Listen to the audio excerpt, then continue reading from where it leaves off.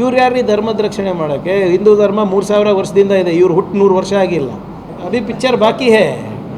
ಈಗ ನಾನಿರ್ಬೋದು, ಅವರಿರ್ಬೋದು, ಇವರೇ ಎಲ್ಲರೂ ಕೂಡ ಕಾನೂನಿಗೆ ತಲೆ ಬಾಗಲೇಬೇಕಾ?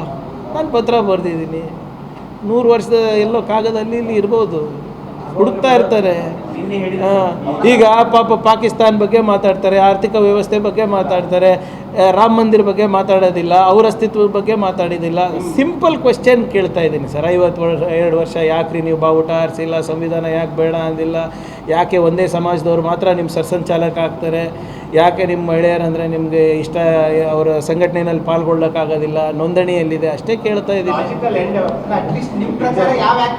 ನೋಡೋಣ. ನೋಡಿ ಇವರೇ, ಈಗಾಗಲೇ ಲಾಜಿಕಲ್ ಎಂಡ್ ಅಂದರೆ ನನಗೆ ಫಸ್ಟ್ ಇವರು ನೋಟಿಸ್ ಕೊಡಿಸ್ತಾರೆ MHAಯಿಂದ.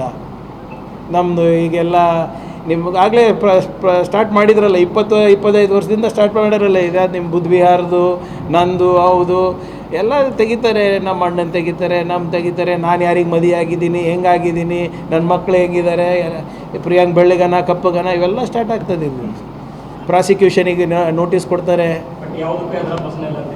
Do I look scared? Sir ಈಗ ಎಲ್ಲನೂ ನಾನು ಇಲ್ಲಿ ಚರ್ಚೆ ಮಾಡಿದ್ರೆ ಅವರಿಗೆ ಬಿಡ್ತೀರಿ ನೀವು ಕೊಡಲಿಕ್ಕೆ?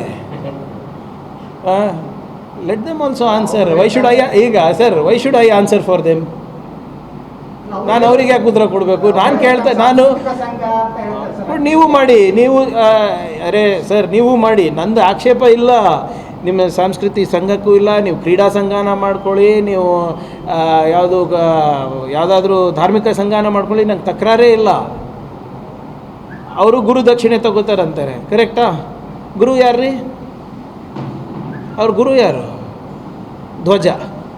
ಧ್ವಜದ ಹೆಸರು ಮೇಲೆ ದೇಣಿಗೆ ತಗೋತಾರೆ, ಅದಕ್ಕೆ ಕಟ್ಟೋದಿಲ್ಲ.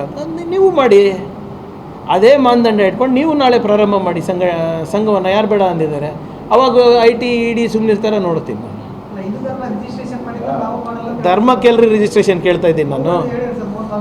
ಅವ್ರು ಏನಾದರೂ ಹೇಳ್ತಾರೆ ಇಲ್ಲ, ಅದಕ್ಕೆ ಅಲ್ಲ ನೋಡಿ, ಅವರ ಚಮಚಗಳಿಗೆ ಪ್ರವಚನ ಕೊಡೋದಲ್ಲ. ನಮ್ಮ ಕಾರ್ಯಕ್ರಮಗಳನ್ನು ನೀವು ನೋಡ್ತಾ ಇದ್ರೆ ನಮ್ಮ ಚಾನೆಲ್ ಅನ್ನ ಸಬ್ಸ್ಕ್ರೈಬ್ ಮಾಡಿ, ಪಕ್ಕದ ಬೆಲ್ ಐಕಾನ್ ಒತ್ತಿ ನಮ್ಮನ್ನ ಬೆಂಬಲಿಸಿ.